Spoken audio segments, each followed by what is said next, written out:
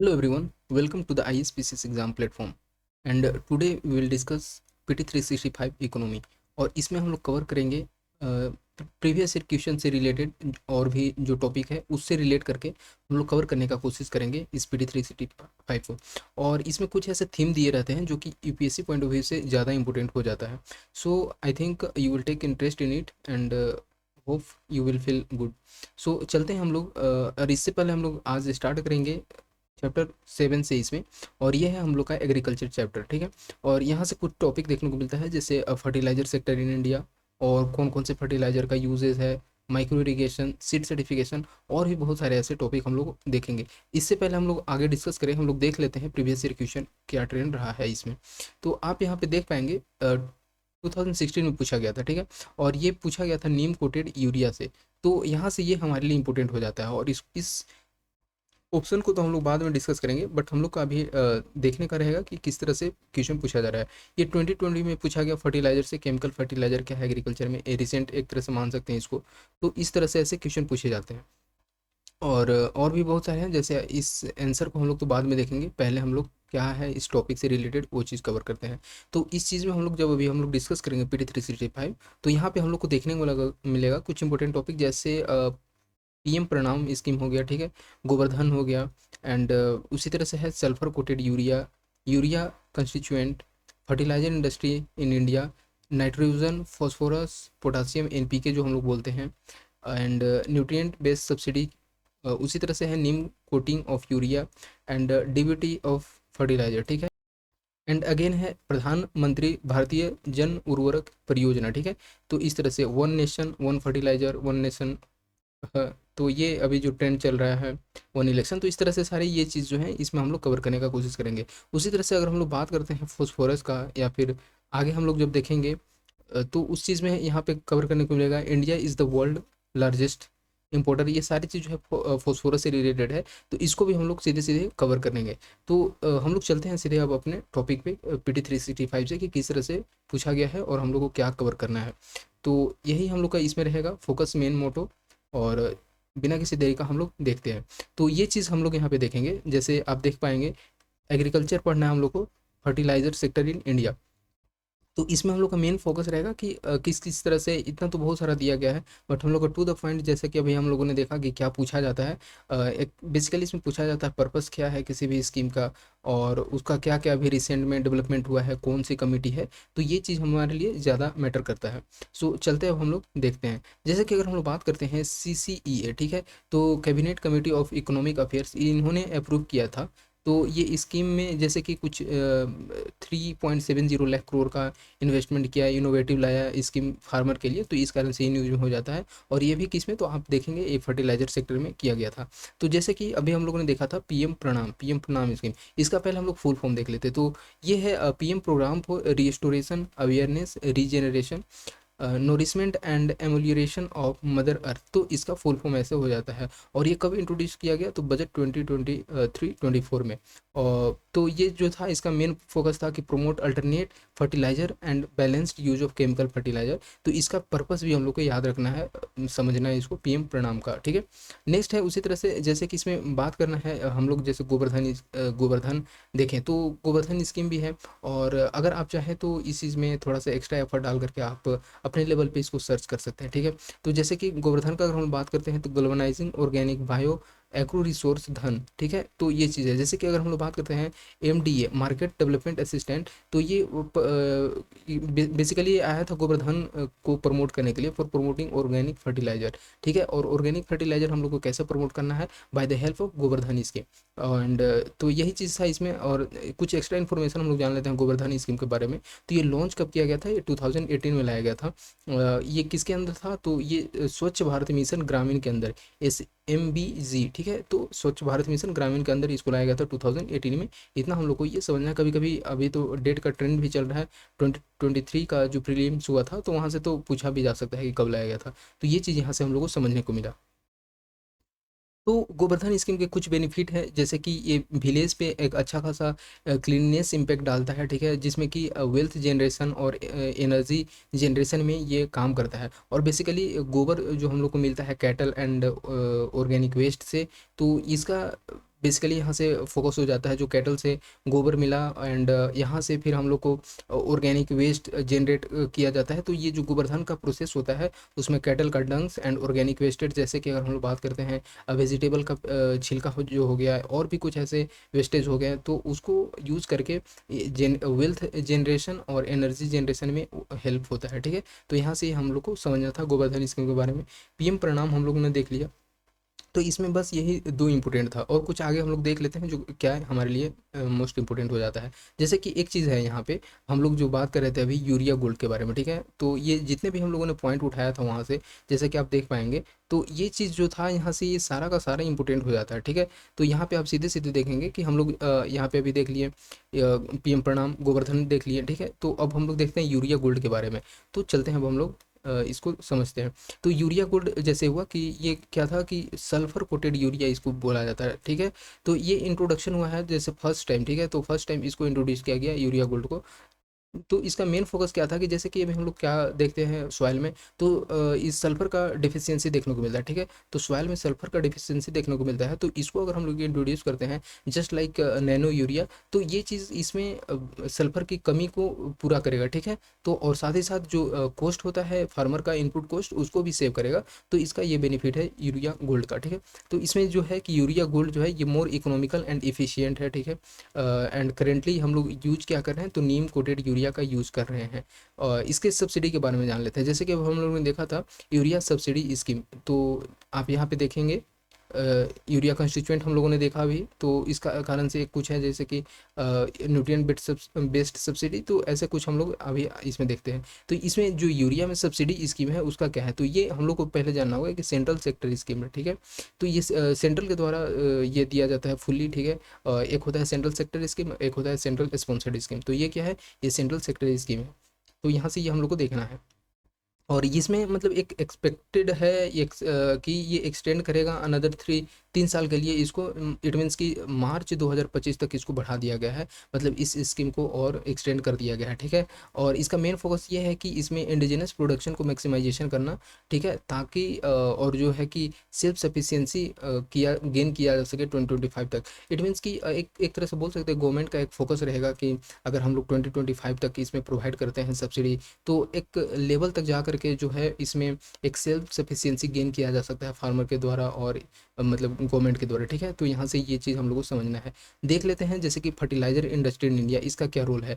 तो ये क्या है कि फर्टिलाइजर इंडस्ट्री ये एक, हम लोग जैसे कि हम लोग को पता है कि 8 कोर इंडस्ट्रीज होते हैं और फर्टिलाइजर इंडस्ट्री उनमें से एक है। ठीक है, तो ये यहाँ से हम लोग को समझना है। आगे आप यहाँ पे आप सर्च कर सकते हैं कौन कौन से 8 कोर इंडस्ट्रीज हैं, उनका क्या रोल है, ऐसे पूछा भी गया है कि फर्स्ट नंबर पे कौन आता है, सेकंड पे कौन आता है प्रीवियस ईयर क्वेश्चन में। तो यहाँ से हम लोग समझते हैं यूरिया अकाउंट फॉर दी, ये बताया जा रहा है कि 2/3 ऑफ ओवरऑल फर्टिलाइजर कंजप्शन। तो यूरिया मतलब यूरिया का बहुत ज़्यादा यहाँ पे यूज होता है, क्योंकि इंडिया में सॉइल का अगर हम लोग बात करते हैं तो उसमें नाइट्रोजन की कमी देखने को मिलता है सॉइल में, ऐसे तो इन्वायरमेंट में है बट सॉइल में देखने को मिलता है। तो यहाँ पे यूज किया जाता है 2/3 of the overall fertiliser consumption. जितना हम लोग फर्टिलाइजर कंजप्शन करते हैं उसमें तो 2 हिस्सा देखने को मिलता है यूरिया का है। And the major requirement of potash is made through import. तो बेसिकली ये भी पूछा जा सकता है कि किस चीज़ का हम लोग फर्टिलाइजर में इंपोर्ट करते हैं, तो ये पोटास का ज़्यादा इंपोर्ट किया जाता है। फर्टिलाइजर आर क्लासिफाइड एज, यहाँ पे बताया जा रहा है कि primary secondary and micro nutrients के जैसे हम लोग इसको क्लासीफाई करते हैं। तो देख लेते हैं हम लोग बारी बारी से कि प्राइमरी फर्टिलाइजर में क्या आता है। ठीक है, उसी तरह से तो इसको प्राइमरी फर्टिलाइजर को फर्दर इसको क्लासीफाई किया जाता है जैसे कि टाइप्स ऑफ न्यूट्रिएंट्स के बेसिस पे। ठीक है, और जैसे कि मतलब कौन जो न्यूट्रिएंट्स है कि मतलब इसमें फर्टिलाइजर है जो कि सॉइल पे ज़्यादा न्यूट्रिएंट्स प्रोवाइड करता है, उसके अकॉर्डिंग भी यहाँ पे डिवाइड किया जाता है। जैसे आपको पता है कि सॉइल में यूरिया का बहुत ज़्यादा यूजेज है। ठीक है, और ज़्यादा ज़रूरी है, तो नाइट्रोजन जो है, उसके बाद फिर है डीएपी का थोड़ा सा कम यूज़ किया जाता है इन कंपेरिजन टू यूरिया। तो यहाँ पे फॉस्फेटिक जैसे डाई अमोनियम फॉस्फेट हो जाता है। एंड पोटास, ठीक है, पोटासिक, ठीक है, पोटासिक ये जो है आपको muriate of potash MOP fertiliser. तो ये मतलब पोटास का यूज़ तो है चाहिए सॉइल को, बट थोड़ा सा लेस चाहिए in comparison to urea and DAP. So हम लोग यहाँ से एक कंक्लूजन निकल सकता है कि यूरिया का ज़्यादा यूज होता है, देन डीएपी का, एंड फिर होता है पोटासिक का। ठीक है, इट मीन्स पोटास का। तो यहाँ से ये हम लोग समझे। नेक्स्ट है सेकेंडरी फर्टिलाइजर। ठीक है, तो सेकेंडरी फर्टिलाइजर ये है, इसमें कौन कौन से आते हैं, तो कैल्शियम आ जाएंगे, मैग्नीशियम आ जाएंगे एंड सल्फर आ जाएंगे, ठीक है। और जबकि अगर हम लोग बात करते हैं माइक्रो न्यूट्रिएंट्स का, तो ये आ जाता है iron, zinc, boron and chloride etcetera, ये इसमें इंक्लूड हो जाते हैं। तो यहाँ से हम लोग देखें कि फर्टिलाइजर को 3 तरह से डिवाइड किया गया है एंड फर्दर उनको किस किस तरह से न्यूट्रिएंट्स के बेसिस पे एंड अगेन सेकेंडरी फर्टिलाइजर क्या होते हैं एंड माइक्रो न्यूट्रिएंट्स क्या होते हैं। तो यहाँ से हम लोगों ने पूरी तरह से टोटल समझ लिया, ठीक है। तो अब हम लोग चलते हैं, थोड़ा सा कुछ इंपॉर्टेंट इसमें देख लेते हैं कि इंडिया में फर्टिलाइजर सेक्टर का क्या रोल है, किस तरह से है, कौन से कंट्री से ज़्यादा इंपोर्ट हो रहा है, क्या हो रहा है, ठीक है। तो हम लोग बात करते हैं तो second largest fertiliser consuming country है और आफ्टर चाइना, इट मीन्स कि चाइना जो है ये फर्स्ट नंबर पे है, मतलब चाइना में ज़्यादा फर्टिलाइजर का यूज होता है, कंजप्शन होता है, बट इंडिया का बात करते हैं सेकंड नंबर पे आता है, ऐसा भी स्टेटमेंट बनाया जा सकता है। And the third largest producer, जबकि इंडिया में जो है कि ये प्रोड्यूशन के मामले में अगर बात करते हैं तो ये थर्ड लार्जेस्ट कंट्री हो जाता है। अगर हम लोग बात करते हैं वर्ल्ड लार्जेस्ट इम्पोर्टर में, तो यहाँ पे जो है इंडिया भी बहुत ज़्यादा है, तो यही चीज़ बताया जा रहा है कि इंडिया भी जो है ये लार्जेस्ट इंपोर्टर है फर्टिलाइजर मटेरियल के मामले में। तो यहाँ से हम लोग को समझने को मिला। अब हम लोग चलते हैं नेक्स्ट, अब हम लोग देख लेते हैं फॉस्फोरस सेक्टर, ठीक है। फॉस्फोरस सेक्टर में क्या रोल है, कैसा है इंडिया का, तो यहाँ से सिचुएशन हम लोग देखते हैं। तो जैसे कि अलग अलग जो भी न्यूज़ में कुछ भी आने का कारण जो रहता है कि सेवरल सर्वे हो जाने के बाद ये पता चलता है कि फॉस्फोरस का डिफिशियंसी देखा जा रहा है सॉइल में, ठीक है। और इंडिया के सॉइल में ऐसा जो है ये फॉस्फोरस के डिफिशियंसी को फेस किया जा रहा है, तो इस कारण से ये थोड़ा सा न्यूज़ में हाईलाइटेड हो जाता है। अब हम लोग चलते हैं क्या क्या हमारे लिए मेन इंपॉर्टेंट हो जाता है। तो इंडिया का अगर हम लोग बात करते हैं तो India is the world largest importer of phosphorus. यहाँ से ये हम लोग को समझने को होता है कि फॉस्फोरस का सबसे ज़्यादा पूरे वर्ल्ड में जो है इंडिया सबसे ज़्यादा इंपोर्ट करता है, ठीक है, फॉस्फोरस का। एंड इसमें भी बात करते हैं तो ये जैसे कि कैडमियम लेडन डिपॉजिट ऑफ, ये कहाँ से किया जाता है, तो वेस्ट अफ्रीका से। ये फॉस्फोरस जो है कैडमियम लेडन, तो ये वेस्ट अफ्रीका से किया जाता है, ये भी हम लोग को समझना है। नहीं तो जनरली हम लोग क्या करते हैं कि चाइना यहाँ पे कर देते हैं, बट ये चीज़ नहीं है, ये वेस्ट अफ्रीका से फॉस्फोरस का इम्पोर्ट किया जा रहा है। नेक्स्ट है जैसे कि अगर हम लोग बात करते हैं फॉस्फेट रॉक का, ठीक है, तो ये बेसिकली प्रोड्यूस किया जाता है 2 स्टेट में, ठीक है। तो ये कहाँ पे, ये ये एक देखने को मिलता है राजस्थान में एंड फ्रॉम मध्य प्रदेश, ठीक है। तो यहाँ से ये समझने को हम लोग को मिलता है। सम डिपॉजिट का अगर बात करते हैं तो और भी देखने को मिलता है ये, तो जैसे कि अगर हम बात करते हैं इंडिया के पेनिनसुलर पार्ट में, जैसे कि ललितपुर यूपी में भी देखने को मिलता है, कुछ सेंट्रल पार्ट में एंड मसूरी, ठीक है, सिंकलिन, मसूरी से इंक्लिन, तो यहाँ से ये हो गया कडप्पा बेसिन में, जैसे कि ये आंध्र प्रदेश में, तो यहाँ से हम लोग को देखने को मिलता है। कुछ हम लोग देख लेते हैं कि ये जो फॉस्फोरस का है इसको हम लोग कैसे इसको रिड्यूस कर सकते हैं, फॉस्फोरस पोसिटी को, ठीक है। तो इसको हम लोग रिड्यूस करने के लिए क्या किया जाएगा कि reduce use of chemical fertiliser through precision agriculture, ठीक है। तो आपको पता है कि प्रिसीजन एग्रीकल्चर का बहुत ज़्यादा ट्रेंड चलते आ रहा है, तो प्रिसीजन एग्रीकल्चर करके हम लोग इस केमिकल फर्टिलाइजर को कम कर सकते हैं, मतलब एक वे फॉरवर्ड के जैसा यहाँ पे बताया जा रहा है, ठीक है। और भी इसका यूज़ हम लोग कर सकते हैं, जैसे कि लो इनपुट एग्रो इकोलॉजिकल अप्रोचेस का यूज़ करके, ठीक है। तो इसको अडोप्ट करके हम लोग इस फॉस्फोरस के यूजेस को कम कर सकते हैं।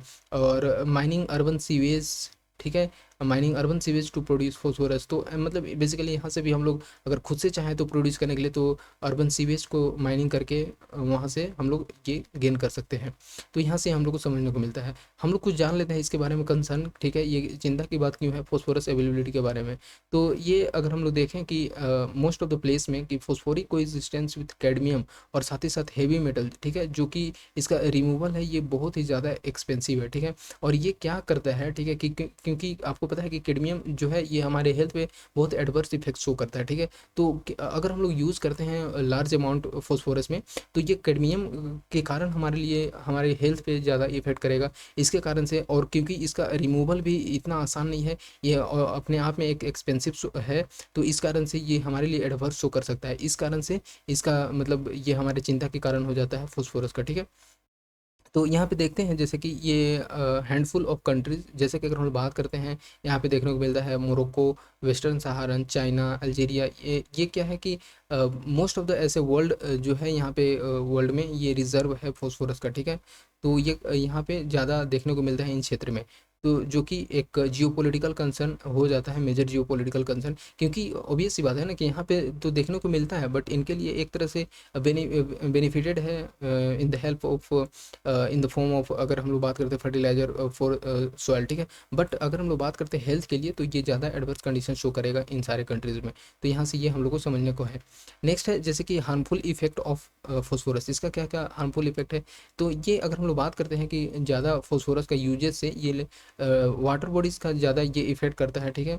तो ये और ये सीधे जा करके एग्रीकल्चर रन ऑफ के थ्रू वाटर बॉडीज़ का इफेक्ट करेगा। वहाँ से अगर हम लोग बात करते हैं मैरिन एनिमल का, वहाँ से तो उनके जितने भी हैं उनको इफेक्ट करेगा। तो ये सारे चीज़ जो है एक टॉक्सिक एल्गल ब्लूम का काम करता है, ठीक है। तो ये चीज़ यहाँ से इसका एडवर्स इफेक्ट शो होता है। कैडमियम लेडन फर्टिलाइजर का अगर हम लोग बात करते हैं, तो ये जो कि यूज़ किया जाता है सॉइल के लिए, तो ये कभी कभी क्रॉप्स के द्वारा एब्जॉर्ब कर लिया जाता है, ठीक है। जो ऑब्वियस सी बात है, कोई भी न्यूट्रिएंट्स दिया जाएगा तो क्रॉप के थ्रू एब्जॉर्ब किया जाएगा, एंड क्रॉप के थ्रू एब्जॉर्ब किया जाएगा, एंड जो हम लोग क्रॉप का प्रोड्यूस रहता है तो उसको ह्यूमन कंज्यूम करेगा, तो उसके बाद ह्यूमन बॉडी में भी चले जाएगा, और ह्यूमन बॉडी में जाएगा तो उसके बाद फिर उसके हेल्थ को इफेक्ट करेगा। तो यहाँ से ये चीज़ हम लोग को समझने को मिलता है। तो ये चीज़ जो है ये बायो एक्यूमुलेटिंग का बात कर ये थोड़ा सा इफेक्ट शो करता है ह्यूमन बॉडीज में, ठीक है, जो कि हार्ट डिजीज़ का एक कारण बन जाता है, ठीक है। तो यहाँ से हम लोग समझने को मिला है यहाँ। अब हम लोग चलते हैं माइनर इरिगेशन में, ठीक है। तो माइनर इरिगेशन में क्या हम लोग को देखने को मिलता है, ये आता है जैसे कि मिनिस्ट्री ऑफ जल शक्ति, उन्होंने रिसेंटली इस 6th census report on minor irrigation scheme ये लॉन्च किया। उसके बाद हम लोग को ये थोड़ा सा न्यूज़ में हो जाता है। तो ये जो है कि अगर हम लोग बात करते हैं इसका फर्स्ट सेंसस कब हुआ था, तो फर्स्ट सेंसस आपको देखने को मिलेगा 1986-87 में, बट इसका पब्लिशन का बात करते हैं 1993 में हुआ था फर्स्ट सेंसस। तो उसी तरह से अब हम लोग चलते हैं इसमें क्या है, माइनर इरिगेशन के बारे में हम लोग थोड़ा जान लेते हैं। तो माइनर इरिगेशन के बारे में अगर हम लोग देखें, तो इरिगेशन प्रोजेक्ट इंडिया में है, बेसिकली ये 3 कैटेगरी में डिवाइड किया गया है, जैसे मेजर, मीडियम एंड माइनर, ठीक है। तो मेजर मीडियम इरिगेशन प्रोजेक्ट में अगर हम लोग देखें तो CCA, ठीक है, यानी कि कल्टिवेबल कमांड एरिया ये आता है। इसमें मेजर इरिगेशन प्रोजेक्ट में आ जाता है। मतलब ये बेसिकली इसमें देखा जाता है कि 10,000 हेक्टेयर लैंड उससे कहीं ज़्यादा है तो इसको हम लोग मेजर इरिगेशन प्रोजेक्ट में इंक्लूड कर लेंगे, ठीक है।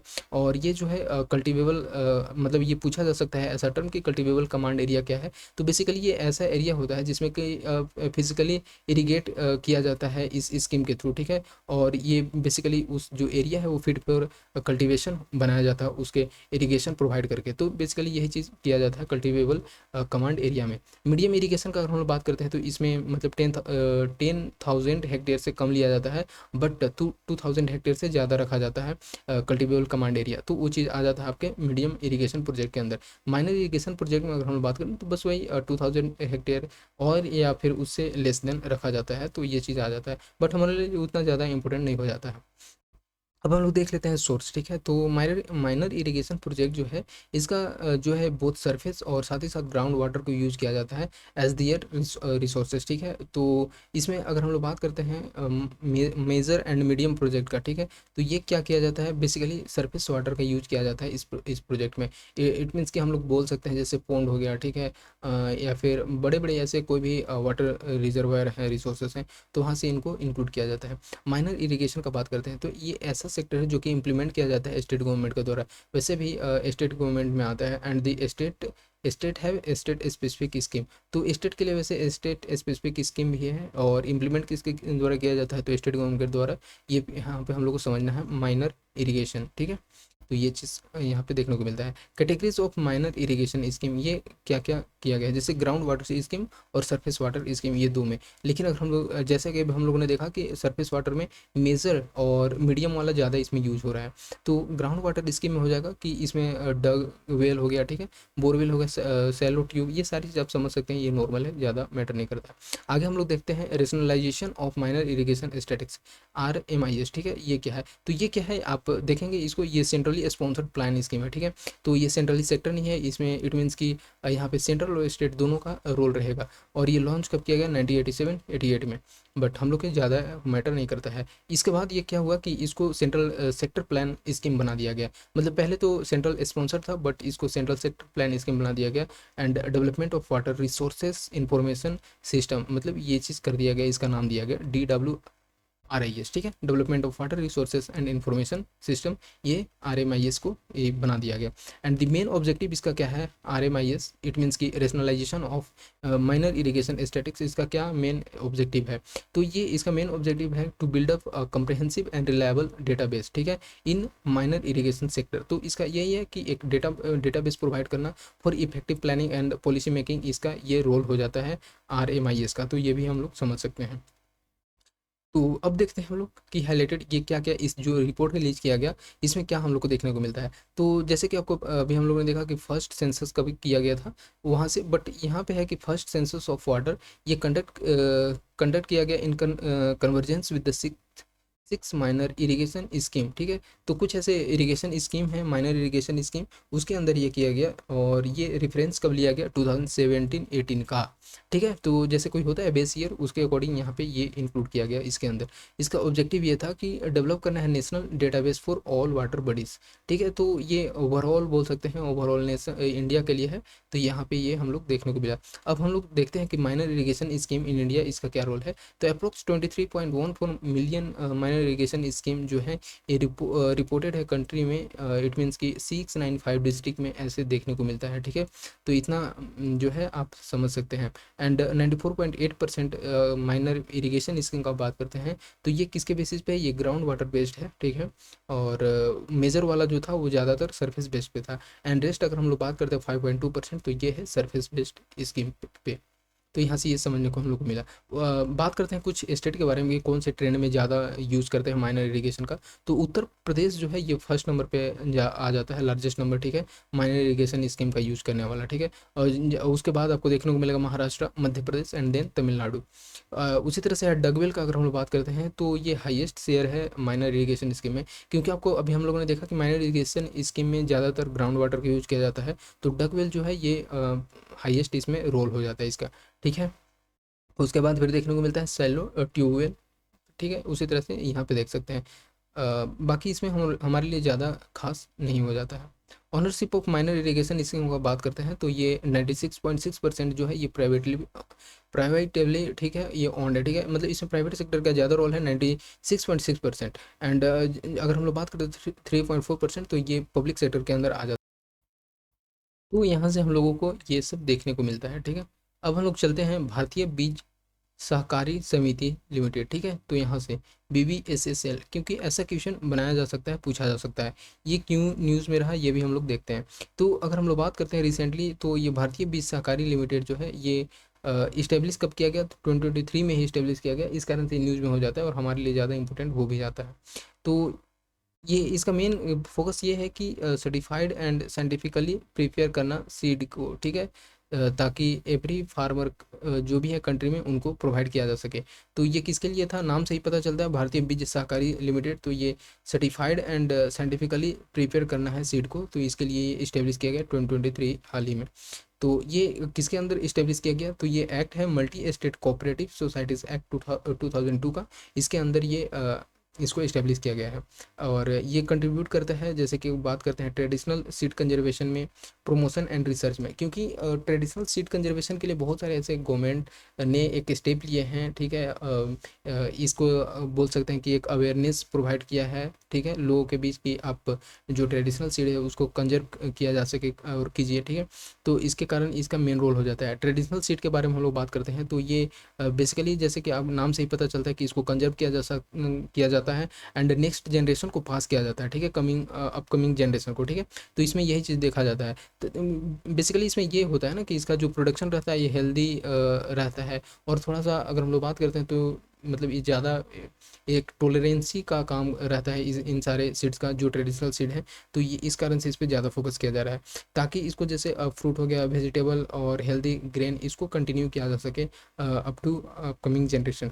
ये किसके द्वारा प्रमोट किया जाता है जॉइंटली, तो ये सारी चीज़ ऐसे आप देखेंगे 3 4 5 हैं जो मिल करके इसको प्रमोट करते हैं, ठीक है। तो ये किसके द्वारा प्रमोट किया गया, तो ये प्रमोटेड बाय IFFCO, ठीक है, Indian farmer fertiliser cooperative limited and Krishak Bharati cooperative limited, national agriculture cooperative marketing federation of India, इसके द्वारा, नाफेड के द्वारा। एंड आप अभी पढ़िएगा नाफेड एंड एनसीडीसी इन लोग का थोड़ा सा प्रोक्योरमेंट का भी काम रहता है, तो इस कारण से ये इम्पोर्टेंट बहुत ज़्यादा रोल हो जाता है। And national dairy development board, इनका भी एक रोल है इसमें, and national cooperative development corporation. तो ये चीज़ आप यहाँ पे सर्च कर लीजिएगा अपने लेवल पे, नाफेड एंड एनसीडीसी का कितना इंपॉर्टेंट रोल है एक तरह से कंजर्वेशन में, सीड कंजर्वेशन और फिर उनका मार्केट में प्रोक्योरमेंट के लिए। एंड इसी तरह से है बीबीएसएसएल, जो भी हम लोगों ने देखा ये, एंड अदर कोऑपरेटिव सोसाइटीज, जो कि है एक, इनका मेन एक है की रोल, इंपॉर्टेंट रोल प्ले कर रहे हैं for the welfare of the farmer. तो ये चीज़ यहाँ से हम लोग को समझने को मिलता है, भारतीय बीज सहकारी समिति लिमिटेड। नेक्स्ट अब हम लोग देखते हैं सीड सर्टिफिकेशन। ऐसा ऐसे जो न्यूज़ रहता है ये इंपॉर्टेंट हो जाता है यूपीएससी के प्री पॉइंट ऑफ व्यू से, ठीक है। तो ये क्या है कि ministry of agriculture and farmer welfare ये लॉन्च करता है साथी, ठीक है। ऐसा पूछा जा सकता है कि साथी स्कीम क्या है, तो ये है, इसका फुल फॉर्म देख लेते हैं, सीड सीड ट्रेसिबिलिटी, ठीक है, authentication and holistic inventory portal. तो ये साथी पोर्टल है, और इसका मेन फोकस क्या है, मोटो क्या है, अब हम लोग देख लेते हैं। तो यहाँ पे हम लोग देखते हैं पहले, तो ये न्यूज़ में क्यों रहा, तो ये चीज़ देख लें कि साथी जो है इसका लॉन्च किया गया ministry of agriculture and farmer welfare, ठीक है। तो ये क्या है कि सेंट्रलाइज्ड ऑनलाइन सिस्टम है, ठीक है, जो कि डील करता है बेसिकली सीड प्रोडक्शन के चैलेंजेस में, ठीक है, और क्वालिटी सीड आइडेंटिफिकेशन में, और साथ ही साथ सीड सर्टिफिकेशन में। तो इतने सारे इसके रोल हैं इस साथी पोर्टल का, ठीक है, नाम से ही ऐसा पता चल रहा है। तो सीड ऑथेंटिकेशन जो है ये ट्रेस किया जाता है क्यूआर कोड, इसमें क्यूआर कोड सिस्टम है, और वैसे भी तो जो भी ऐसे आ रहे हैं इसमें क्यूआर कोड बेस्ड सिस्टम तो लाया ही जा रहा है। तो यहाँ से हम लोग को समझने को मिलता है। अगर हम लोग बात करते हैं तो ये डेवलप किया गया नेशनल इंफॉर्मेटिक, ठीक है, सेंटर के द्वारा, और ये किसके थ्रू मिल करके, तो ministry of agriculture farmer welfare, ठीक है। इसका थीम क्या है ये हम लोग देखते हैं, तो उत्तम बीज समृद्ध किसान, ठीक है। तो ये चीज़ इसका थीम है, उत्तम बीज समृद्ध किसान, साथ ही पोर्टल का थीम है, ऐसा हम लोग को याद रखना है। सीड जो है, seeds with valid certification can only be sold by valid licence dealer to centrally registered farmer, ठीक है। तो ये चीज़ यहाँ से हम लोग को समझने को मिलता है कि, तो इसमें हम लोग ने देखा कि सर्टिफिकेशन तो प्रोवाइड करना है, बट सर्टिफिकेशन जो है केवल उन्हीं को दिया जाएगा जो कि वैलिड लाइसेंस डीलर रहेंगे, ठीक है। और ये जो है सेंट्रली रजिस्टर्ड फार्मर के लिए जो वैलिड लाइसेंस डीलर है उन्हीं को प्रोवाइड किया जाएगा, और इसमें जो है उनको एक तरह से एक सब्सिडी प्रोवाइड किया जाएगा सीधे डीबीटी के थ्रू। तो यहाँ से ये हम लोग को समझ में आता है। नेक्स्ट है बेसिकली, इसमें अब हम लोग कुछ देख लेते हैं, इशू विथ सीड सर्टिफिकेशन। इसमें क्या क्या प्रॉब्लम देखने को मिलता है, जैसे कि अनप्रिडिक्टेबिलिटी ऑफ डिमांड, क्योंकि होता है ना कि पता नहीं चलता है कि कब डिमांड बढ़े क्या हो, तो ये चीज़ इसमें एक इशू फेस किया जाता है। शॉर्ट सेल्फ लाइफ है, ठीक है, और उसी तरह से है कि lack of access to certified seed due to infrastructure gap, होता है कि उनके स्टोरेज के लिए फैसिलिटी उतने नहीं है, तो इसके कारण लैक ऑफ एक्सेस देखने को मिलता है। लैक ऑफ इफेक्टिव मॉनिटरिंग जो है, इसके कारण ये मतलब सीड का क्वालिटी को कंट्रोल करना भी थोड़ा सा मुश्किल हो जाता है। तो ये सारे प्रॉब्लम देखने को यहाँ पे मिलता है, तो इतना तो ज़्यादा मैटर नहीं करता। आगे हम लोग देखते हैं कि अगर भारत में बात करते हैं तो legal status to seed certification जो है ये किसके द्वारा दिया जाता है, तो ये है इनैक्टमेंट ऑफ सीड एक्ट 1966 के थ्रू ये प्रोवाइड किया जाता है legal status of seed certification. तो ये यहाँ से इंपॉर्टेंट हो जाता है। एंड सीड सर्टिफिकेशन जो है ये एक voluntary but labelling in compulsory in India, ठीक है। तो ठीक है, ये भी थोड़ा सा हम लोग समझ सकते हैं। And India establish protection of plant varieties and farmer right, ठीक है, अथॉरिटी, ये किसके अंदर किया गया है, तो ये इस जो भी है अथॉरिटी, ये एक्ट 2001 के अकॉर्डिंग इसको इस्टेब्लिश किया गया, प्लांट वैरायटीज़ और साथ ही साथ फार्मर राइट को प्रोटेक्शन के लिए, ठीक है। तो ये इस्टेब्लिश किया गया इस एक्ट के थ्रू टू, बेसिकली इसका मेन फोकस क्या था कि अवेलेबिलिटी ऑफ क्वालिटी सीड, और साथ ही साथ प्लांटिंग मटेरियल टू फार्मर, नाम से ऐसे पता चल रहा है, तो ये चीज़ इसके लिए किया गया था। अब हम लोग देखते हैं next, food storage in India, इसका क्या रोल है, फूड स्टोरेज इंडिया में क्या क्या स्टेप लिए गए हैं। तो अगर हम लोग रिसेंट बात करते हैं तो ये जो है एक एक तरह से ये जो है कि इंटर मिनिस्ट्रियल कमेटी जो है ये बैठाया गया था, basically world largest grain storage plan in the cooperative sector, ठीक है। तो इसके फैसिलिटेशन के लिए ये बैठाया गया था, यूनियन कैबिनेट के थ्रू ये अप्रूव किया गया, तो इस कारण से ये न्यूज़ में रहता है। तो ये चीज़ ज़्यादा हमारे लिए इम्पोर्टेंट हो जाता है। तो ये जो world largest grain storage plan जो है इन कोऑपरेटिव सेक्टर, इसका मेन एम क्या है, ठीक है। तो इसका मेन एम है वो हो जाता है एक फूड सिक्योरिटी को स्ट्रेंथन करना, और वेस्टेज को रिड्यूस करना, साथ ही साथ फार्मर को एम्पावर करना। और ये इसको कैसे फार्मर को एम्पावर किया जा सकता है? It's by creating godowns and agriculture infrastructure eight primary agriculture credit societies level, ठीक है। तो ये जो पैक्स लेवल है और साथ ही साथ गोडाउन प्रोवाइड करके एक तरह से फार्मर को एक एम्पावर किया जा सकता है। अब हम लोग देख लेते हैं पैक्स क्या है, ठीक है। तो ये क्या है? एक village level cooperative credit societies है जो कि सर्व करती है एज अ लास्ट लिंक, ठीक है। तो होता है ना कि अगर हम लोग बात करते हैं पंचायती राज इंस्टीट्यूशन का, तो एक तरह से एक रूट लेवल तक अपना एडमिनिस्ट्रेशन को उनको प्रोवाइड किया जाता है। तो उसी तरह से एक है जो 3 टायर सिस्टम है, ठीक है, 3 टायर कोऑपरेटिव क्रेडिट स्ट्रक्चर जो है, इसमें जो है उनको लास्ट लेवल तक किस तरह से सर्व किया जाए, village level cooperative credit societies का एक काम रहता है, ठीक है। तो ये चीज़ यहाँ पे पैक्स का जो है ये एक इस तरह से रोल प्ले करता है। तो ये जो है ये हेड किसके द्वारा किया जाता है? तो यहाँ से देखने को मिलता है स्टेट का रोल है। ये state cooperative bank at the state level, इसके द्वारा ये हेड किया जाता है पैक्स को, ठीक है। अब हम लोग देख लेते हैं ये पैक्स जो है ये एक तरह से शॉर्ट टर्म लेंडिंग भी प्रोवाइड करता है, ठीक है, जो कि जाना जाता है एज अ क्रॉप लोन। तो यहाँ से हम लोग को समझ में आता है। यहाँ से ये जरूरी भी है इतना समझना, क्योंकि ऐसा थोड़ा सा एक न्यू टर्म देखने को मिल रहा है, तो ये चीज़ समझ सकते हैं। इम्प्लीमेंटेशन का बात करते हैं तो इसमें मिनिस्ट्री ऑफ कोऑपरेशन जो है इनका एक रोल है, और ये इम्प्लीमेंट करेंगे एट अ पायलट प्रोजेक्ट, ठीक है। और ये सिलेक्ट किया गया पहले अभी 10 डिस्ट्रिक्ट को, तो यहाँ से ये हम लोग देख सकते हैं। कुछ है जैसे कि कन्वर्जेंस ऑफ सेवरल स्कीम, बहुत सारे ऐसे छोटे छोटे स्कीम हैं जिनको कि मर्ज कर दिया गया है, तो ये चीज़ हम लोग देखते हैं, क्योंकि स्कीम यूपीएससी के लिए इंपॉर्टेंट हो जाता है और उनका ज़्यादा यहाँ से फोकस रहता है।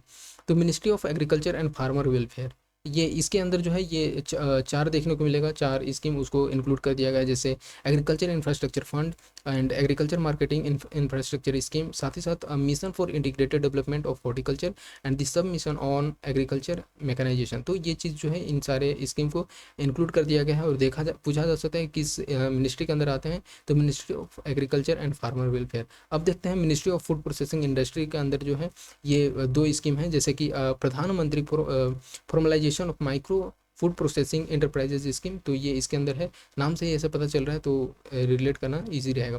प्रधानमंत्री किसान संपदा योजना, तो ये थोड़ा सा ही इशू कर सकता है कि हो सकता है कि ministry of agriculture and farmer welfare के अंदर है, बट ऐसा कुछ नहीं है।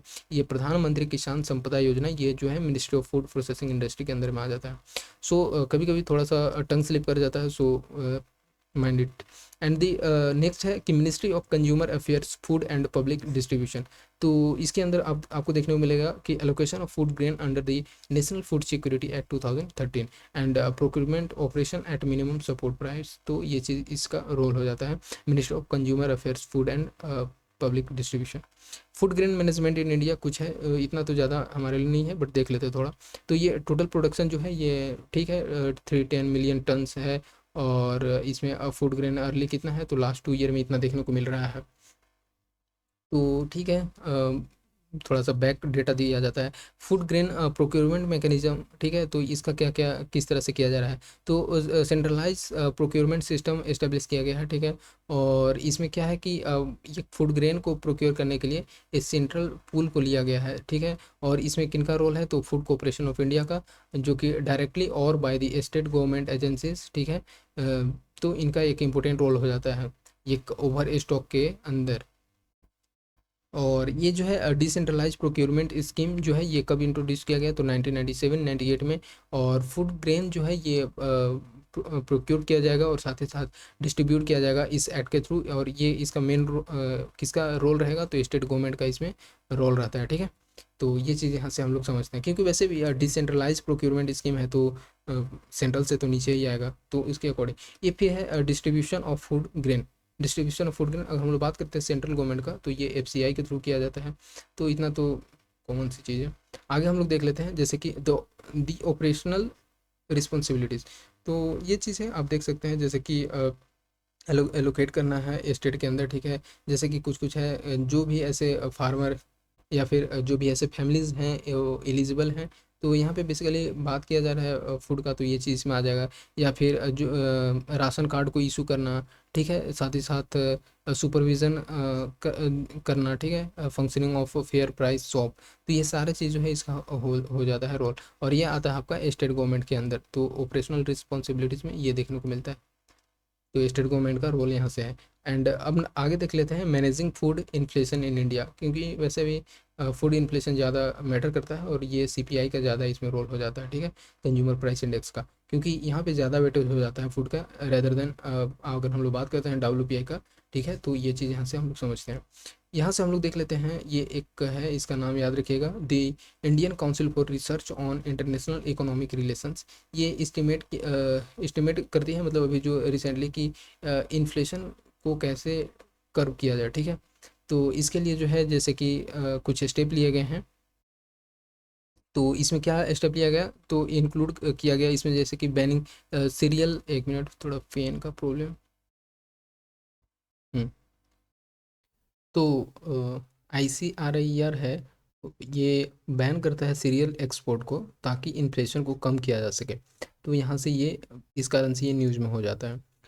और हम लोग इसमें देखते हैं कि ये बेसिकली क्या क्या इस पे फोकस रहा है, टू कर्व फूड इन्फ्लेशन, ठीक है, फूड इन्फ्लेशन को कम करना।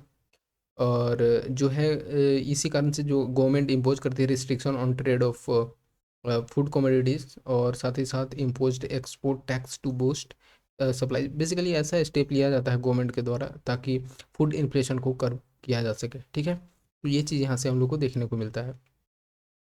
तो ये चीज़ था कि रिलीज करता है गवर्नमेंट अपना on A stock of grain, ठीक है। बेसिकली इसका जो प्राइस रहता है ये लो रहता है, ठीक है, ताकि मतलब एक तरह से इंक्लूसिव बेनिफिट हो सके, ठीक है। और ये जो मार्केट रेट रहता है उसके कंपेरिजन में ये प्राइस कम रहता है जो गवर्नमेंट के द्वारा स्टॉक ऑफ ग्रेन जो है रिलीज़ किया जाता है।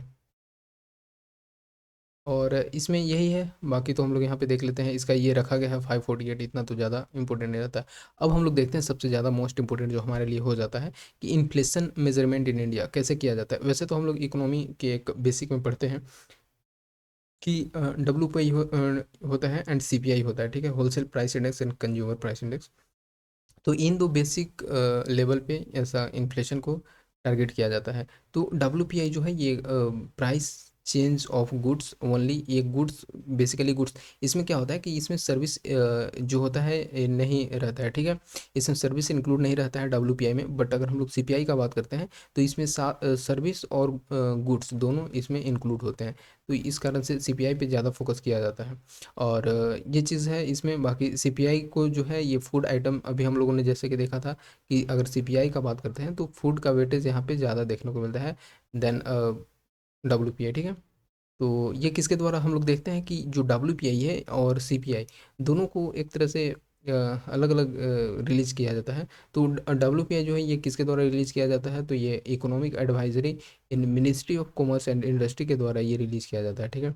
और दी नेशनल स्टैटिस्टिकल ऑफिस का बात करते हैं, और साथ ही साथ the ministry of programme implementation ये रिलीज़ करते हैं all India consumer price index CPI, ठीक है।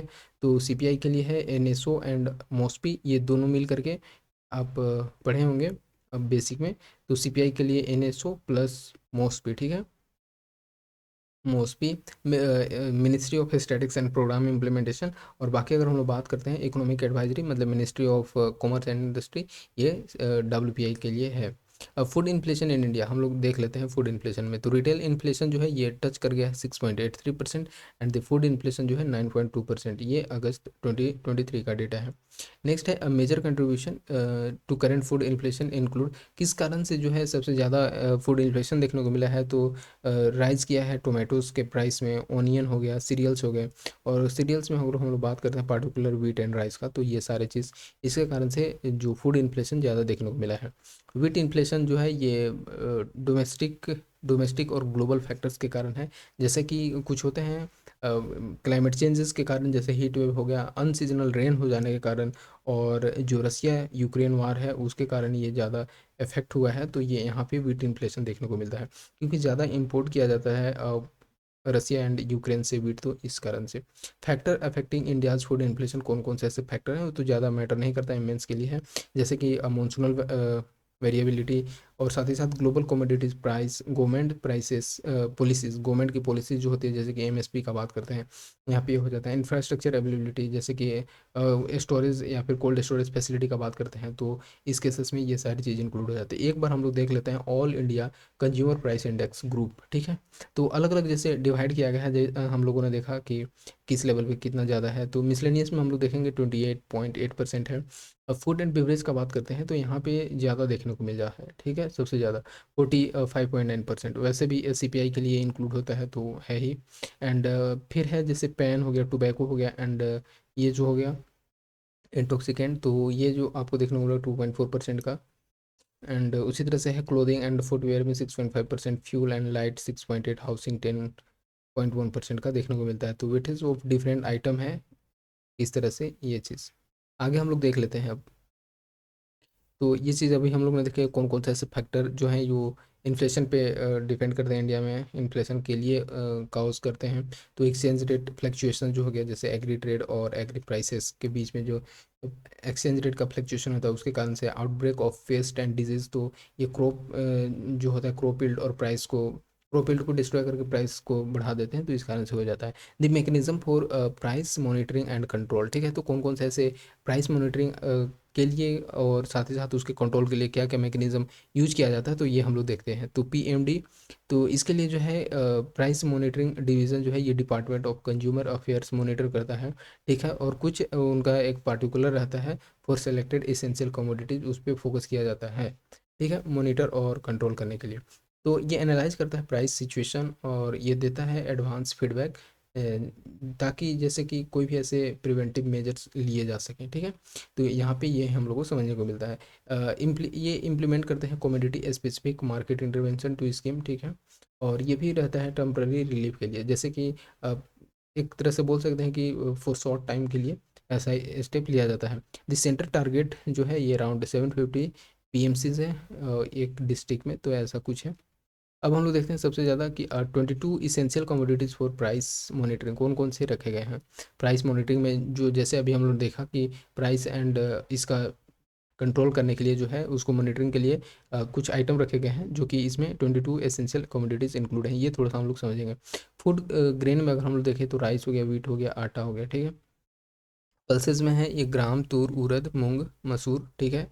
और इन सारे चीज़ जो हैं ये कहीं ना कहीं इनको एमएसपी प्रोवाइड किया जाता है, और यहाँ भी ये दोनों को।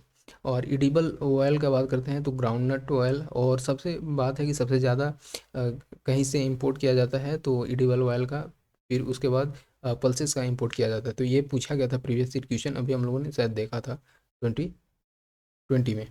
नेक्स्ट है ग्राउंड, ये चीज़ है मस्टर्ड ऑयल हो गया, वनस्पति हो गया, सोया ऑयल हो गया, सनफ्लावर ऑयल हो गया, पाम ऑयल हो गया। सनफ्लावर ऑयल को भी मतलब बेसिकली सनफ्लावर को एक तरह से दिया गया है एमएसपी।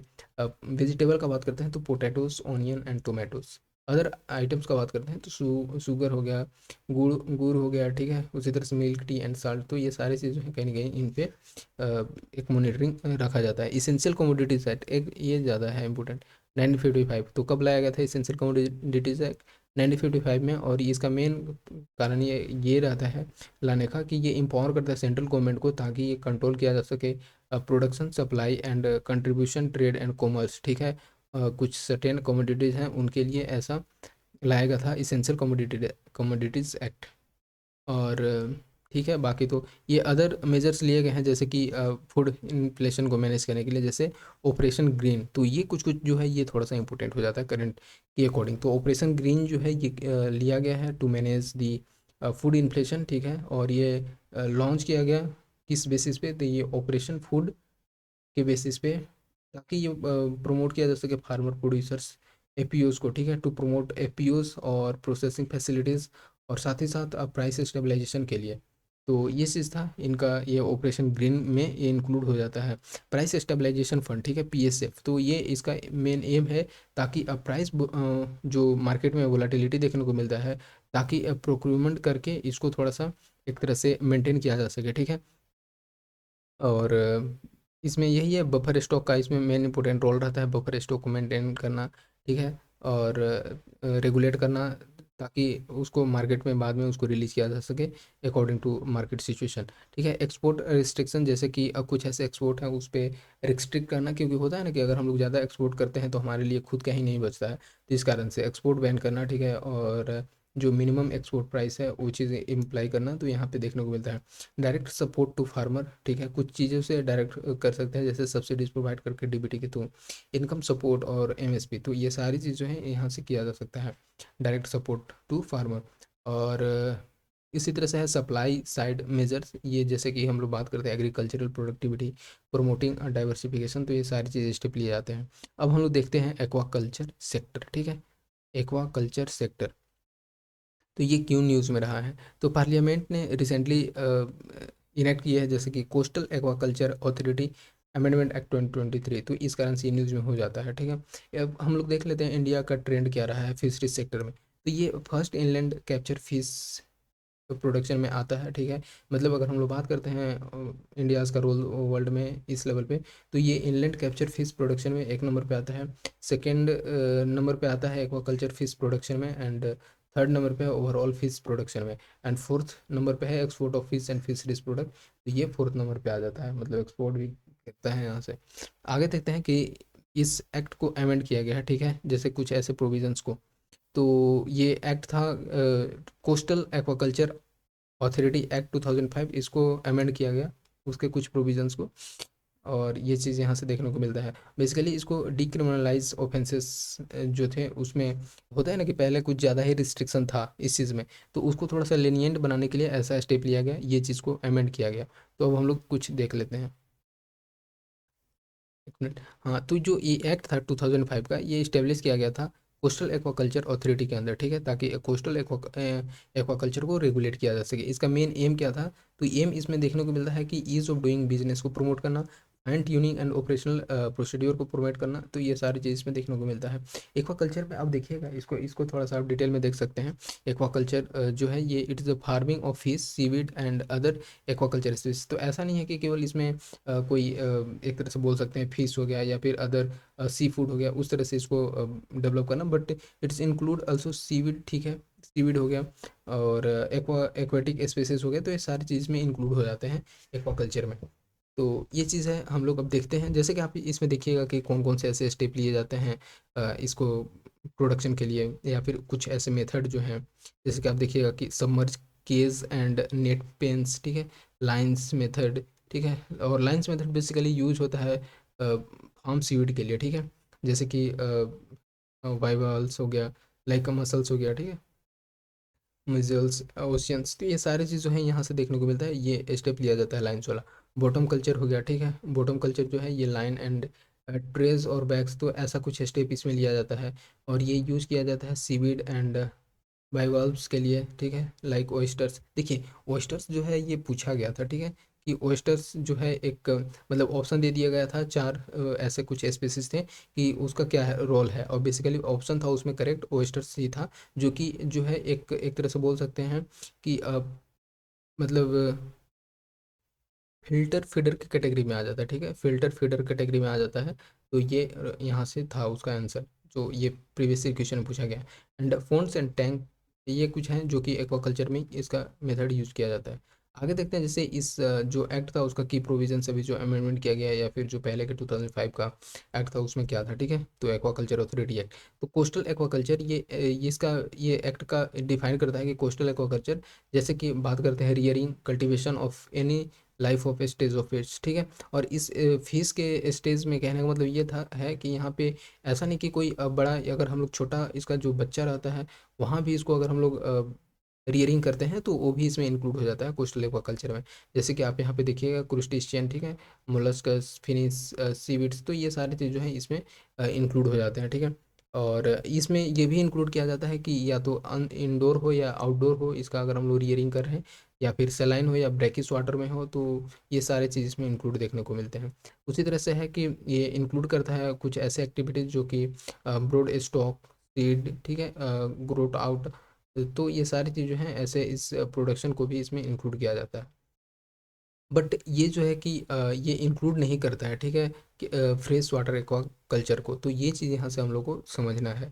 तो ये थोड़ा सा ज़्यादा इंपॉर्टेंट हो जाता है, but does not include fresh water aqua culture. Scope क्या है कि एक्सपेंड करता है स्कोप, इस जो एक्ट है कि कोस्टल एक्वाकल्चर अथॉरिटी, ये बियॉन्ड कोस्टल एक्वाकल्चर, ठीक है। जैसे कि इसमें सारी चीज़ जो है वर्टिकल्स और कुछ ऐसे एक्टिविटीज़ जो हैं जो कि कोस्टल एक्वाकल्चर के सस्टेनेबल डेवलपमेंट के लिए नेसेसरी है। तो ये चीज़ इसका स्कोप देखने को मिलता है। Regulation of light coastal aquaculture activities, तो कौन कौन से रेगुलेट करते हैं इसमें? तो इसमें जो है ये क्या क्या है ऐसे रेगुलेशन अलाउ है इस एक्टिविटीज़ में? तो ये बेसिकली इस ये जो एक्ट है ये प्रोहिबिट करता है, रोकता है ऐसे जगह पे एक्वाकल्चर को करना जो कि कोस्टल एक्वाकल्चर एक्टिविटीज़ को प्रमोट करना, जहाँ पे जैसे जो ईएसए के अंदर में आ जाता है, इकोलॉजिकली सेंसिटिव एरिया हो गया, एनडीजेड हो गया, नॉन डेवलपमेंटल जोन हो गया। तो ये सारे जैसे एरियाज़ में है, सीआरजेड हो गया, कोस्टल रेगुलेशन जोन, तो इन सारे चीज़ में रोकता है इस एक्वाकल्चर एक्टिविटी को। ऑल्दो अगर हम लोग बात करते हैं सम अलाइड एक्टिविटीज़, जैसे कि अगर सीविड कल्चर बात कर लें, न्यूक्लियस ब्रीडिंग सेंटर हो गया, ठीक है, तो इसका यहाँ पे एग्जेम्पशन प्रोवाइड किया गया है। मतलब जो एक्ट अभी अमेंड किया गया तो इसमें जो है यहाँ पे छूट है, जैसे कि सीविड कल्चर और न्यूक्लियस ब्रीडिंग सेंटर, तो यहाँ पे छूट प्रोवाइड किया गया है। उसी तरह से कुछ चेंज जो हैं, changes to coastal aquaculture authority क्या क्या किए गए हैं। कंपोजिशन अगर हम लोग बात करते हैं कोस्टल एक्वाकल्चर अथॉरिटी का, तो ये जो है इसमें ministry of fisheries and animal and dairying as a member यहाँ पे देखने को मिलता है, एनिमल एंड डेयरिंग। तो यहाँ से है ये इसका भी रोल है, तो हो सकता है कि थोड़ा सा कन्फ्यूज़न हो। इसका ज़्यादा इंपॉर्टेंट रोल है, इसका रिप्रेजेंटेटिव इनका मेंबर यहाँ पे देखने को मिलते हैं। इनका स्कोप को इंक्रीज़ किया गया है, जैसे कि कोई भी ऐसे फैसिलिटी जो कि इंगेज है कोस्टल एक्वाकल्चर और एलाइड एक्टिविटीज़ में, उसको रेगुलेट किया जाएगा as a coastal aquaculture unit, ठीक है। तो यहाँ से ये देखने को मिलता है, क्योंकि थोड़ा सा ब्रॉड कर दिया गया है इसके स्कोप को, तो ये सारी चीज़ जो है इसमें इंक्लूड हो जाते हैं। उसी तरह से एक्सपेंडेड फंक्शन, जैसे कि ये ऐड करता है वैसे अथॉरिटी जो रेगुलेट करते हैं कोस्टल एक्वाकल्चर इनपुट, साथ ही साथ मॉनिटर एक्वाकल्चर यूनिट्स और फिक्स इन्वायरमेंटल स्टैंडर्ड, तो सारे अथॉरिटी को इसमें ऐड कर दिया गया है, ठीक है। नेक्स्ट है डीक्रिमिनलाइजेशन, तो अभी इसका मेन एक फैक्ट था। और डीक्रिमिनलाइजेशन का क्या रोल है वैसे इसमें हम लोग देखेंगे इस एक्ट में। तो ये रिमूव कर दिया गया है imprisonment provisions of this act. तो पहले में थोड़ा सा ज़्यादा रिस्ट्रिक्शन था, बट इसमें थोड़ा सा एग्जामेशन प्रोवाइड किया गया, ठीक है। और तो ये चीज़ यहाँ से देखने को मिलता है। और कुछ ऐसे हैं जो कि suitable monetary and other penalties उसको इसके बदले, जैसे कि जेल तो नहीं दिया जाएगा, इम्प्रिजन नहीं किया जाएगा, बट कुछ ऐसे पेनाल्टीज़ इन पे इम्पोज किया जाएगा, ठीक है। तो यहाँ से ये समझने को मिलता है। एडजुडिकेशन एंड अपील्स, कुछ ऐसे क्या क्या हैं एडजुडिकेशन एंड अपील। तो इस एक्ट के अंदर सेंट्रल गवर्नमेंट जो है ये ऑथराइज कर सकती है कोई ऐसे ऑफिसर को, ठीक है, एटलीस्ट जो होना चाहिए सेक्रेटरी लेवल का। तो ये चीज़ जो है इसके अपील यहाँ पे किया जाएगा, ठीक है, एडजुकेट और पेनाल्टीज़ के लिए। ये चीज़ यहाँ से देखने को मिलता है। और ये रोल किसका रहेगा? तो सेंट्रल गवर्नमेंट का इसमें। अब देख लेते हैं इनलैंड फिशरीज। अभी हम लोगों ने देखा कि एक्वाकल्चर में कैसे इनलैंड एंड आउटलेट होता है, तो ये चीज़ है। अब इनलैंड फिशरीज का हम लोग रोल देख लेते हैं यहाँ पे। तो India has recently overtaken China, ठीक है। तो मतलब चाइना तो ऐसे पहले आता था रोल में फर्स्ट में, बट इंडिया अब लीड करता है, ठीक है। तो और ये जब इसको ओवरटेक किया तो बन जाता है largest contributor of inland capture water fisheries, ठीक है। और इस कारण से यहाँ पे हम लोग को देखने को मिलता है। और इंडिया का अगर हम लोग बात करते हैं तो टॉप 3 के अंदर में आ गया ये fish producing countries in the world. तो ये थोड़ा सा इन्फॉर्मेशन यहाँ से हो जाता है। और वैसे भी अभी हम लोगों ने देखा कि फोर्थ नंबर पे है कोई भी ऐसे एक्सपोर्ट करना है तब, जो फिशरीज़ के प्रोडक्ट हैं। अब देखते हैं इनलैंड फिशरीज़ के बारे में, ठीक है। तो इनलैंड फिशरीज़ जो है ये हम लोग उस चीज़ को बोलेंगे जैसे कि हार्वेस्टिंग हो गया, मैनेजमेंट हो गया और कंजर्वेशन ऑफ फिशेस जनरली, जो भी अगर हम लोग फ्रेश वाटर में काउंट करेंगे इसको, जैसे कि रिवर हो गया, लेक हो गया, रिजर्व हो गया, पॉन्ड हो गया, तो उसको इनलैंड फिशरीज, ये तो कॉमन सा चीज़ है, ठीक है। और ये दो मेथड इसका अप्लाई किया जाता है इस फिशरीज़ के रियरिंग में। जैसे कि हम लोग बात करते हैं कि एक होता है कैप्चर फिशरीज और एक होता है कल्चर फिशरीज, ठीक है। तो कैप्चर फिशरीज में होता है कि जैसे कि डायरेक्टली ऑब्टेन किया जाता है इस फिश को, ठीक है। इस लेक हो गया, ठीक है, रिवर हो गया, पॉन्ड हो गया, ठीक है। तो यहाँ से डायरेक्ट इसको ऑब्टेन किया जाता है, तो ये कैप्चर फिशरीज हो गया। लेकिन अगर हम लोग कल्चर फिशरीज, तो नाम से ही पता चल रहा है कि इसको रेज करना है, हार्वेस्ट करना है फिश को, और कोई भी ऐसे कंट्रोल्ड इन्वायरमेंट में, इनलैंड बोल सकते हैं, तो ये चीज़ में, ताकि उनको एक अच्छा ब्रीड किया जा सके एक मैनेजमेंट टूल के थ्रू, ठीक है। तो आगे देखते हैं जैसे कि टाइप्स ऑफ इनलैंड फिशरीज में आ जाएगा आपका tank pond, cold water fisheries, ठीक है, cage, culture, brackish and saline, अभी हम लोगों ने देख लिया था।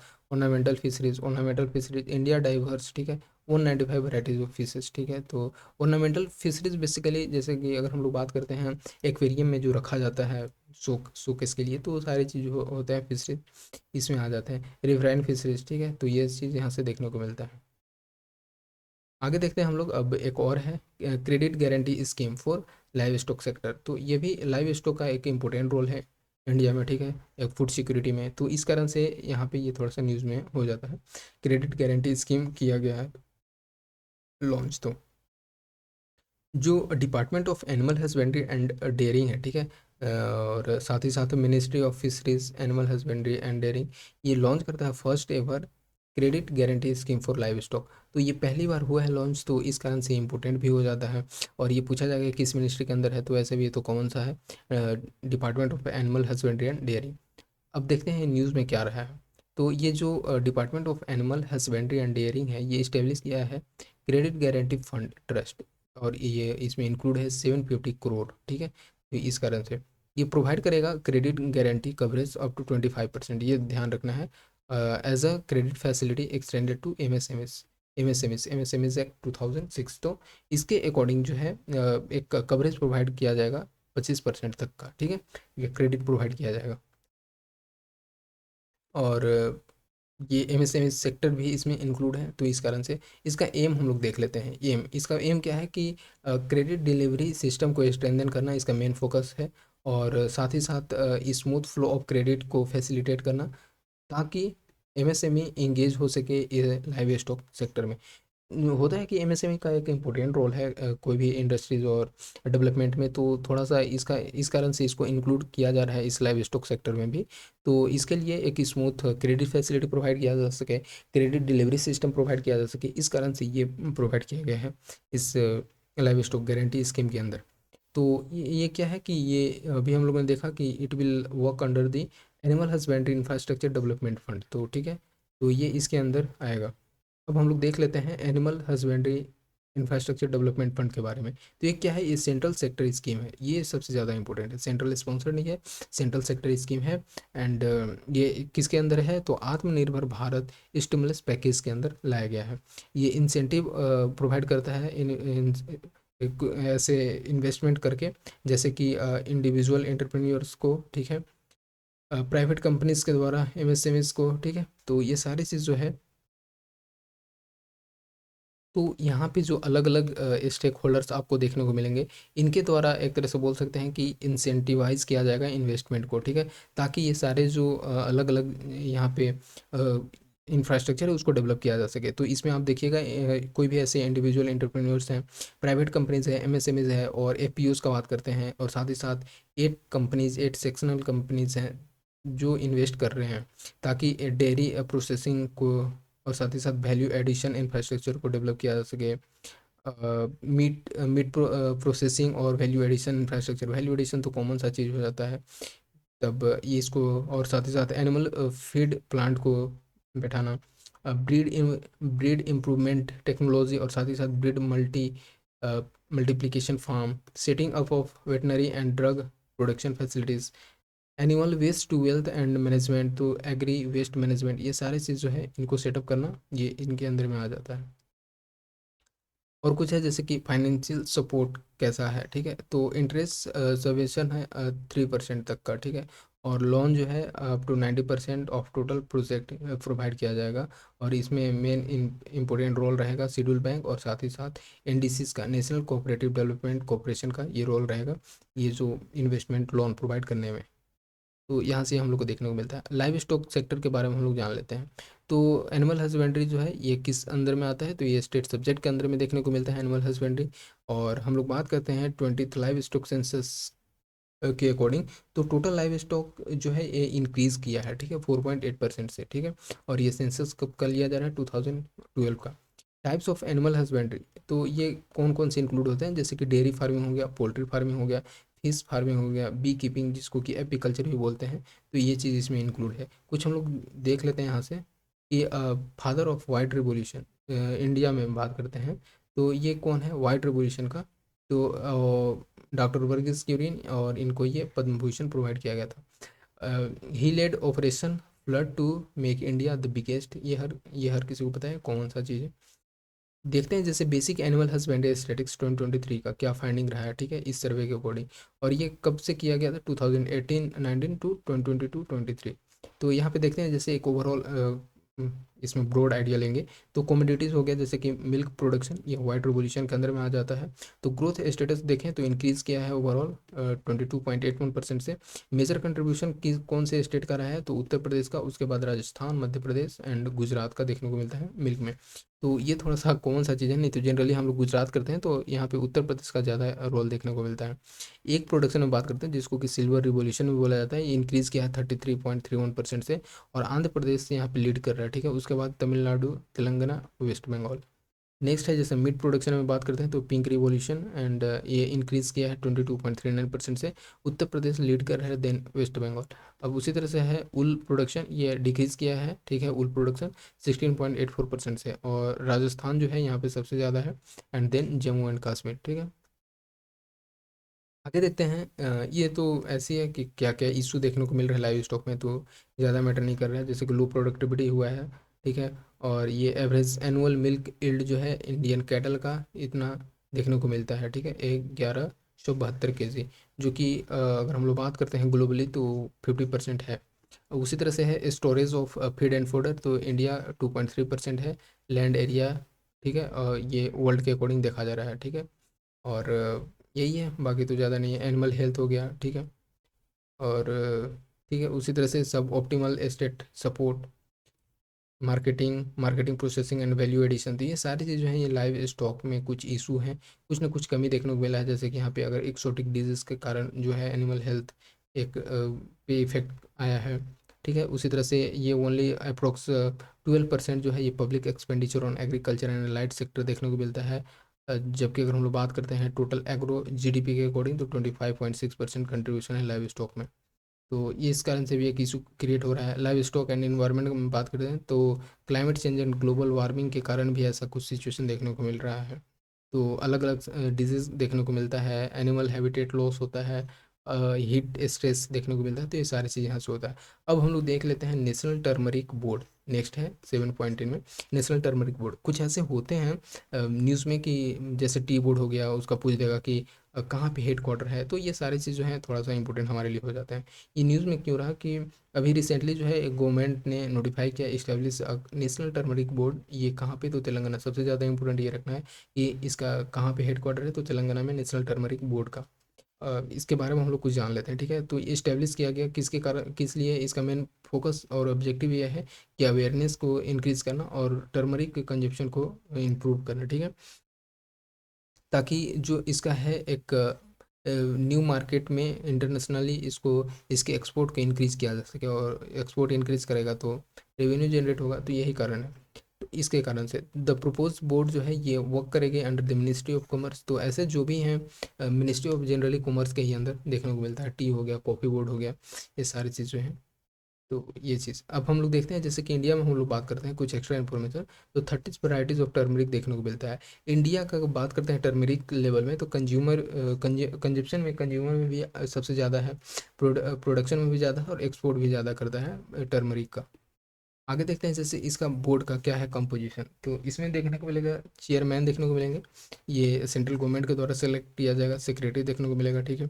ये अपॉइंट किया जाएगा board by the commerce ministry के द्वारा, एंड 4 मेंबर यहाँ पे देखने को मिलता है, ठीक है। इसमें इंक्लूड है ministry of commerce, agriculture, Ayush and pharmaceuticals, तो ये सारी चीज़ इसमें इंक्लूड है।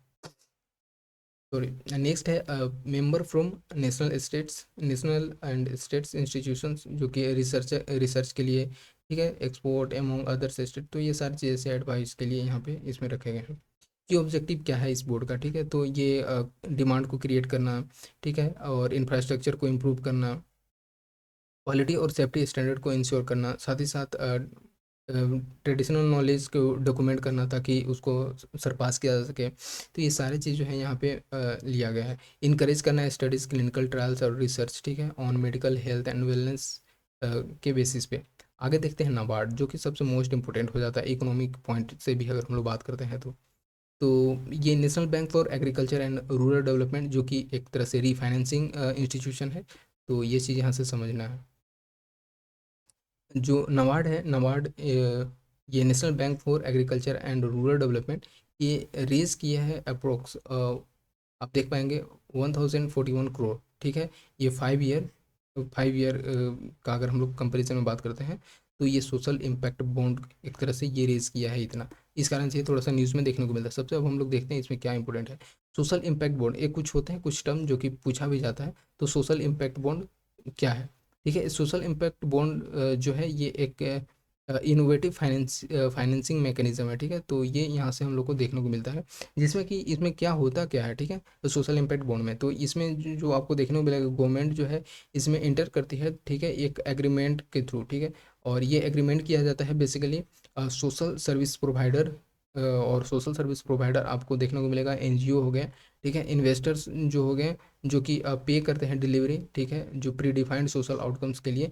तो इन सारा के बीच में, ठीक है, एनजीओ और गवर्नमेंट के बीच में एक एग्रीमेंट प्रोवाइड किया जाता है, ये इसके अंदर सोशल इम्पैक्ट बॉन्ड के थ्रू, ठीक है, ताकि एक इनोवेटिव फाइनेंसिंग मैकेनिज्म इस्टेब्लिश किया जा सके। अब देख लेते हैं जैसे कि पीसीएम से, ठीक है। तो एक सेकेंड।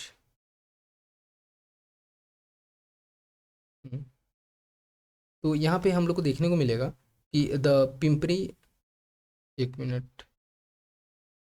तो यहाँ पे जो पिंपरी म्यूनिसिपल कॉरपोरेशन जो है, ये महाराष्ट्र पुणे में देखने को मिलेगा। इन्होंने एमओयू साइन किया है यूएनडीपी के बीच में साइन किया गया है ये एमओयू, ठीक है। इस कारण से, और ये बेसिकली इनका मेन फोकस था कि to create India's first social bond impact. तो ये भी पूछा जाएगा कि सबसे पहले किसके बीच में हुआ है और कौन किया है। तो ये पिंपरी जो है, ये म्यूनिसिपल कॉरपोरेशन महाराष्ट्र का, इन्होंने यूएनडीपी के साथ एमओयू साइन किया है, ताकि first social impact bond create किया जा सके, और ये पहला है, तो इस कारण से इंपॉर्टेंट न्यूज़ में हो जाता है। हम लोग जान लेते हैं नाबार्ड के बारे में। हम लोगों ने देख लिया सोशल इम्पैक्ट बॉन्ड के बारे में, ठीक है।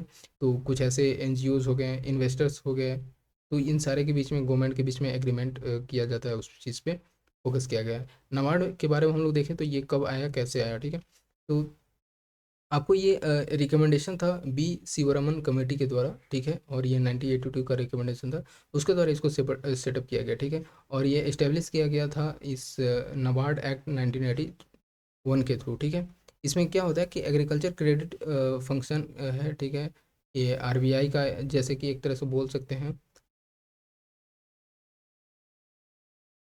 एंड नेक्स्ट है, बेसिकली इसमें यही है कि एग्रीकल्चरल क्रेडिट फंक्शन प्रोवाइड करना, एंड रिफाइनेंस फंक्शन प्रोवाइड करना। अभी हम लोगों ने देखा था कि रिफाइनेंसिंग इंस्टीट्यूशंस है, जिसमें कि agriculture refinance and development corporation ARDC, तो इसका मेन इसका एम और फोकस है, ठीक है। तो ये चीज़ जो था यहाँ से देखने को मिलता है। ये मिनिस्ट्री की अगर हम लोग बात करते हैं तो ये मिनिस्ट्री ऑफ फाइनेंस के अंदर में आ जाता है। ऑनरशिप जो है ये गवर्नमेंट ऑफ इंडिया है इसका मेन। एंड विज़न का बात करते हैं तो डेवलपमेंट बैंक है, और ये ताकि रूरल रूरल प्रोस्पेरिटी है उसको इन्हांस किया जा सके।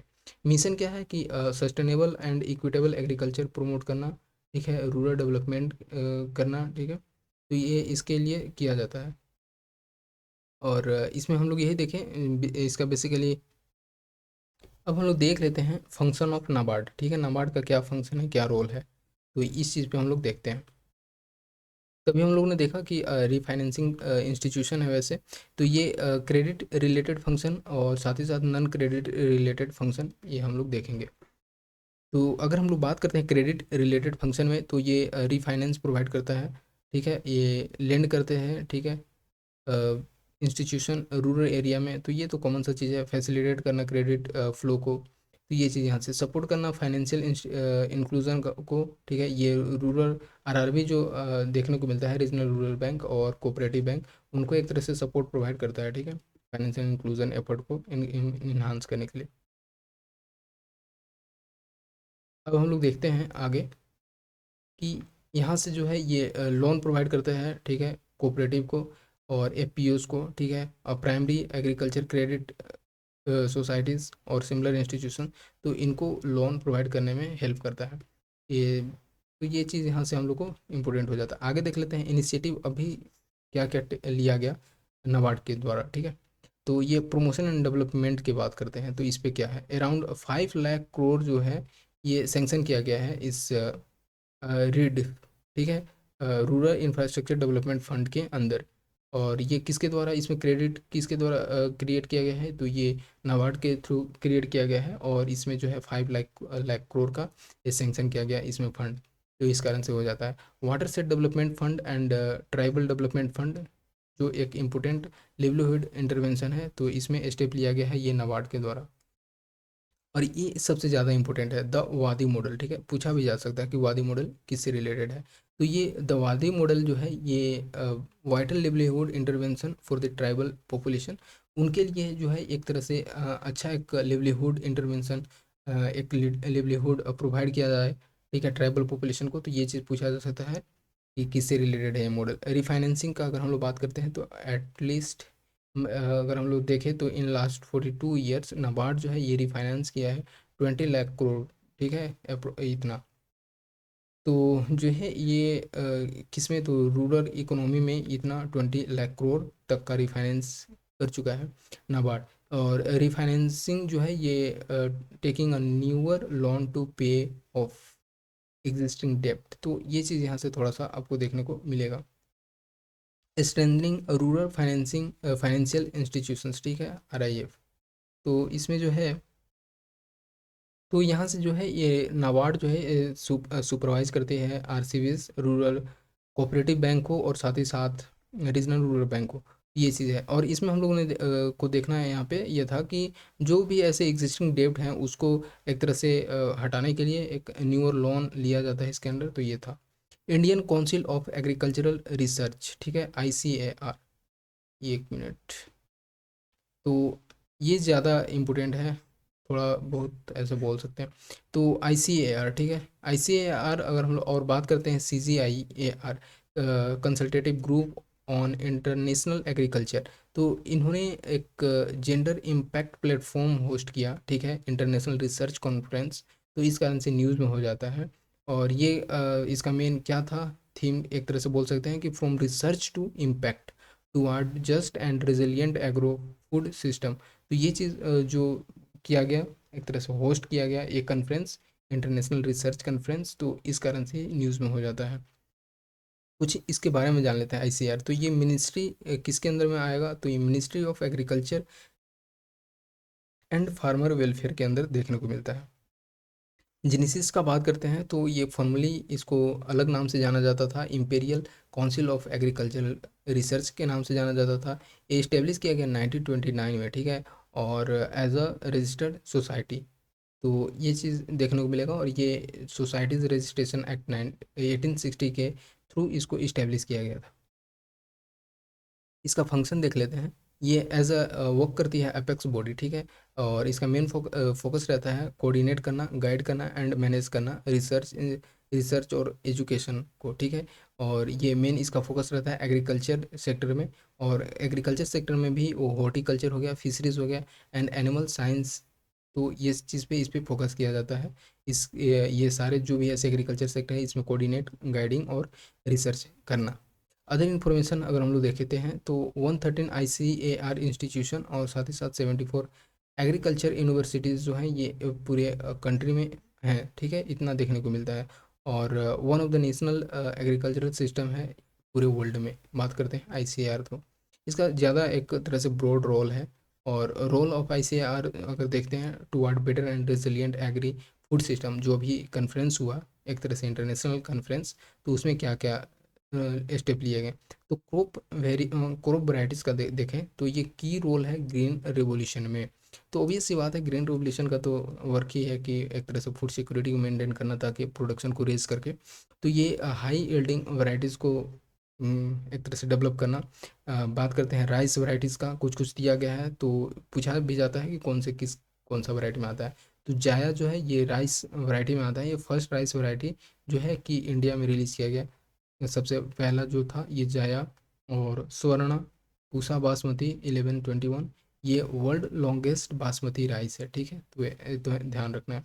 व्हीट वैरायटीज़ का बात करते हैं तो HD 2967 और DVW 187 एक्सेट्रा देखने को मिलता है। फ्रूट वैरायटीज़ का बात करते हैं तो अम्रपाली, ये मैंगो का है, एंड पोमेग्रेनेट, भागवा एक्सेट्रा, ये चीज़ देखने को मिलता है। सीड प्रोग्राम्स जो है, ICAR deposit seeds is a Svalbard global seed vault, ठीक है, एट एज सेफ्टी डुप्लीकेट। होता है कि सीड प्रोग्राम में भी इसका एक इम्पोर्टेंट रोल है कि इसके प्रोक्योरमेंट में, तो ये चीज़ जो है ध्यान रखना है आपको।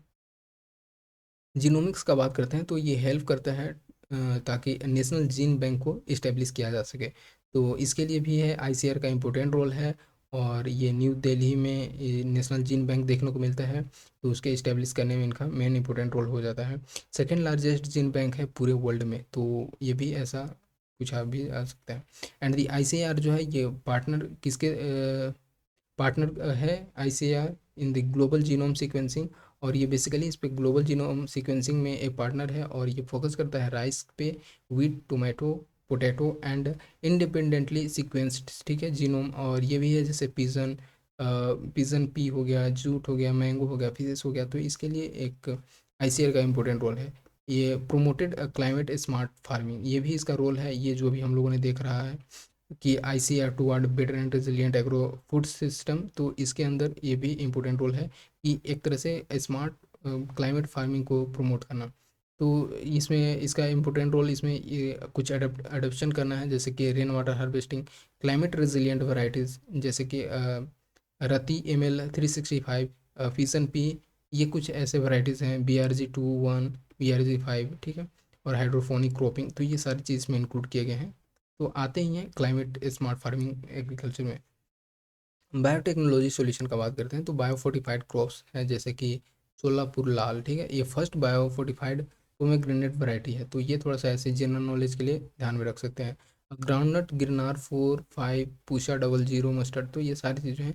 अब पूसा मतलब एक 00 मस्टर्ड 31 का बात करते हैं, ये first canola quality Indian mustard varieties है, तो ये थोड़ा सा ध्यान रखना इंपॉर्टेंट है।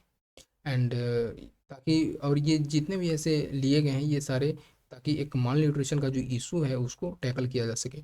और डेवलप्ड पूसा डिकम्पोजर, ठीक है, पूसा डिकम्पोजर बहुत ज़्यादा हाईलाइटेड था, पहले भी न्यूज़ में रहा है। और ये जो है for in situ and ex situ crop residue decomposition के लिए। जैसे अगर हम लोग बात करते हैं NCR के रीजन में, तो उस उधर पे पोल्यूशन का ज़्यादा है, ठीक है, बरेली पोल्यूशन का, इस पे ज़्यादा एयर पोल्यूशन का ज़्यादा इशू देखने को मिलता है, ठीक है। तो जो पूसा डिकम्पोजर है, ये जो भी ऐसे कोई क्रॉप्स रेसिड्यू बच जाते हैं क्रॉप्स कटिंग के बाद, तो उसको एक्स सीटू और इन सीटू डिकम्पोजिशन के लिए ये ज़्यादा इंपॉर्टेंट रोल प्ले करता है। आगे देखते हैं बायोटेक्नोलॉजी सॉल्यूशन में, ये है कि India develop first cloned buffalo, ठीक है, in the world world and प्रथम, ठीक है। तो ये चीज़ यहाँ पे देखने को मिलता है। And the world first in vitro fertilised buffalo calf, तो अच्छा खासा रोल प्ले करता है, ठीक है, ICAR का रोल है। Consultative group on international agriculture research, तो ये क्या है, अभी जो न्यूज़ में ये देखा हमने, तो इसका ये कब इस्टेब्लिश किया गया, तो ये था 1971 में। And the strategic partnership of donor, ये क्या है, तो it's a strategic partnership of donor जो कि सपोर्ट करता है 15 इंटरनेशनल रिसर्च सेंटर को। तो ये इसका बहुत ही ज़्यादा एक तरह से बोल सकते हैं ब्रॉड रोल है CGIAR का, ठीक है। और ये इसमें वर्क करते हैं मिल करके, जैसे गवर्नमेंट हो गया, सिविल सोसाइटी हो गया, ऑर्गेनाइजेशन एंड प्राइवेट बिजनेस, ये सारे चीज़ मिल करके वर्क करते हैं इसमें।